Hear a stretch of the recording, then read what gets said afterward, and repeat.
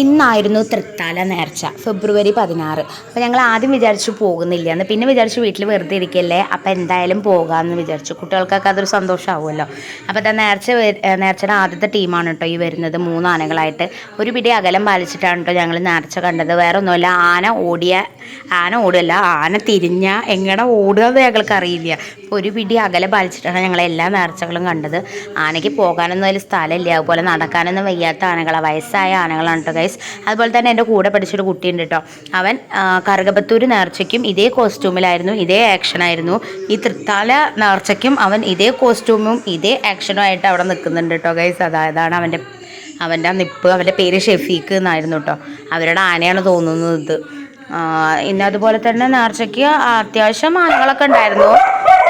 Sorry guys, ഇവിടെ പട്ടികളുണ്ട്, അത് ഭയങ്കര ശല്യമാണ്. എന്താ ചെയ്യുക, പട്ടികളോട് കുരയ്ക്കണ്ടെന്ന് പറയാൻ പറ്റില്ല. ഇപ്പോൾ ബൈ ഫ്രണ്ട്സ്.